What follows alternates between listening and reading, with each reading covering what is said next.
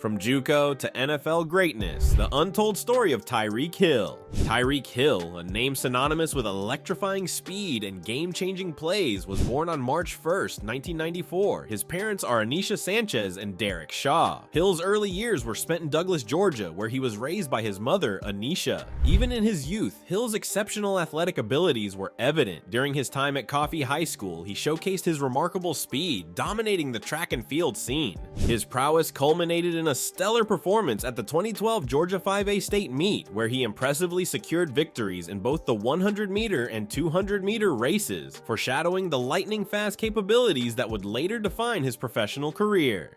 But before we continue, click on the subscribe button to get instant notifications on our latest videos. Welcome back.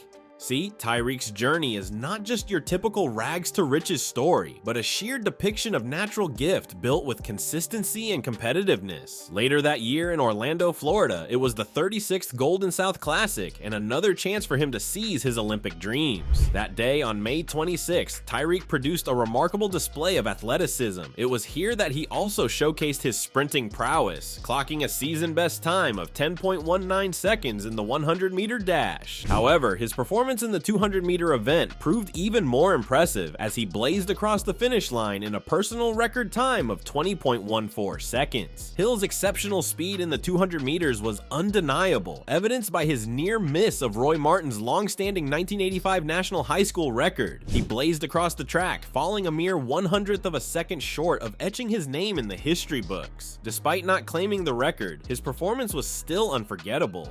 His time stood as the fastest recorded by a junior athlete throughout the entirety of the 2012 season, a feat that hadn't been witnessed since Ramil Guliyev's impressive 20.04 second run back in 2009. This run highlighted his remarkable nature and potential as a rising star in the world of athletics. That year still, Hill was already becoming a familiar name and was named High School Athlete of the Year by Track and Field news outlet. The following year, while competing at the 2013 Hutchinson NJCCA Championship, he wasn't shy of demonstrating his incredible speed once again, clocking a wind-assisted plus 5 meters per second time of 9.98 seconds in the 100-meter dash. While the significant tailwind meant the time wouldn't be officially recognized for record purposes, it served as a powerful testament to his raw speed and explosive power. But then something happened, something that changed his career path, and from then on, he never looked back. He and his parents faced hardship for the next few years as they had just moved from Georgia. He had the experience of living under a bridge without access to electricity or clean water. Despite these difficult circumstances, Hill's athletic talent shone through. At Garden City Community College in Kansas, he excelled in both track and football, despite initial doubts about his size, standing at 5'9" and weighing just under 170 pounds, with some considering him too small for the gridiron. But Hill still proved his capabilities on the field. As a sophomore in 2013, he showcased his versatility as a dynamic wide receiver, running back, fullback, and offense for the Broncbusters. There was no position he couldn't play, and there was nothing this guy couldn't do. The coaches knew this and played him everywhere. He went up to rack 659 rushing yards and 5 touchdowns on the ground, while also hauling in 67 passes for 532 receiving yards. This performance began to cement his reputation as an electrifying athlete with the potential to overcome any obstacle. Emerging from Garden City Community College as a coveted junior college prospect, Tyreek Hill's talent attracted attention from numerous NFL prospects. To most people's surprise rather than disappointment, he ultimately decided to continue his football career at Oklahoma State University in Stillwater, Oklahoma.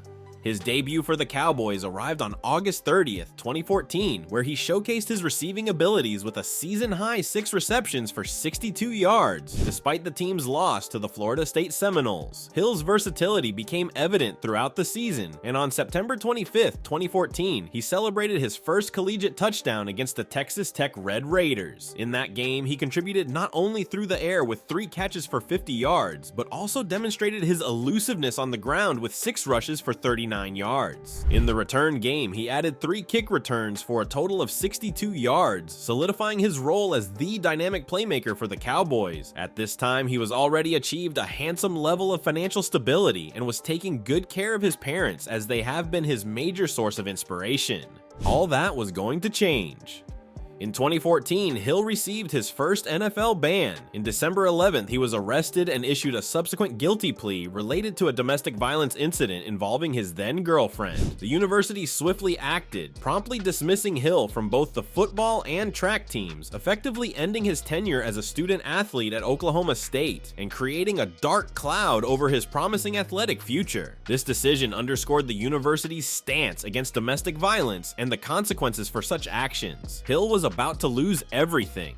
The next 11 months or so, he was behind bars, away from the tracks, and couldn't play pro ball. He was charged for assaulting Crystal Espana, and his name was blacklisted from NFL programs. This marked a significant shift in Hill's attitude, highlighting his humbleness to accept his mistakes and willingness to amend them. He was determined to continue pushing the boundaries of his potential. There were no offers from Division I schools for a long time until West Alabama. On September 1st, 2015, a new chapter seemingly began for Hill as the University of West Alabama in Livingston called him on the phone and asked if he still wanted to play ball. Hill didn't hesitate and he jumped on the opportunity, and his intention to join the Tigers football team was imminent. This announcement marked a significant turn considering the circumstances surrounding Hill's past. However, even this wasn't without its initial hurdles. Then West Alabama head coach Brett Gilliland revealed that his first reaction upon reading the police report was to decline Hill's application, suggesting the gravity of the situation and the level of scrutiny that followed Hill even as he sought a fresh start. Gilliland felt his hands were too full and he just couldn't with a big ego. He was wrong. The coach embarked on a journey to understand the young man beyond the headlines. He reached out to individuals who knew Hill best, people at Oklahoma State, his former coaches at Garden City Community College, and a high school mentor. These conversations, coupled with a thorough reading of Hill's plea agreement, which stipulated that he either attend school full-time or be employed, ultimately swayed the coach's decision. On the field, however, Hill proved to be an explosive and versatile asset, contributing significantly to multiple roles. Across 11 games, he showcased his talents as a running back, amassing 237 yards and a touchdown on 25 carries. He also proved a dangerous receiver, hauling in 27 passes for 444 yards and another touchdown. His true game-changing ability lay in special teams, where he averaged 10.7 yards on 20 punt returns, scoring twice, and 23 yards on 20 kick returns, adding 2 more touchdowns to his impressive tally. Although, as that season came to a close, the controversies with Espana, who by this time had already birthed Tyreek's first son, lurked in the news. It took a toll on his performances as he couldn't wait for it all to end. The next season was a deciding year as Hill seems to have moved on and the heat of the news had already died down. It was the 2016 NFL Draft, and he was selected in the 5th round with the 165th overall pick. That immediately reopened old wounds and was inevitably met with controversy. Despite Hill's undeniable talent, his history of domestic violence brought a wave of criticism upon the organization. Many fans and commentators voiced their disapproval, pointing to the ethical implications of drafting a player with such a past. This outcry was further amplified by the Chiefs' own history with domestic violence, specifically referencing the tragic Jovan Belcher incident, making the decision to draft Hill even more contentious in the eyes of many. Before drafting Tyreek Hill, then Kansas City Chiefs general manager John Dorsey understood the gravity of selecting his next star. To ensure the organization was fully informed and aligned, Dorsey sought and received explicit consent from Chiefs' owner Clark Hunt, who even communicated with the prosecutor involved in Hill's case. Following the selection, the Chiefs addressed the sensitive nature of the pick head-on, holding a press conference to answer media questions and acknowledge the concerns surrounding Hill's past. The team subsequently signed Hill to a 4-year contract worth $2.58 million, with a $70,000 signing bonus and $100,000 guaranteed, officially marking his transition into the professional ranks. In the wake of a domestic abuse evaluation deemed acceptable by Espana, Tyreek Hill found himself under scrutiny again in March 2019. This time, the investigation stemmed from an alleged battery incident resulting in a broken arm of his 3-year-old son. The gravity of the situation led to the Kansas Department of Children and Families taking temporary custody of the child following an emergency hearing the subsequent month. In order to get a fresh start, he married Kita Vaccaro, adding a familial connection to the NFL, as she is the sister of former safety Kenny Vaccaro. Their relationship wasn't perfect either, though. Even after Hill finally announced in July 2020 2024 that he and Keita were expecting their first child together, a baby girl, his assault issues continued unfortunately. Others might blame his extreme personality on his unfortunate childhood experiences, but will anything justify his actions? So, who is Tyreek Hill really? A naturally violent young man, or is he one of the greatest NFL prodigies in the last decade with deep personal issues? Thanks for watching. If you enjoyed it, leave your thoughts in the comment section. And if you want full access to more content like this, like and subscribe to our channel. Bye for now, see you in the next episode.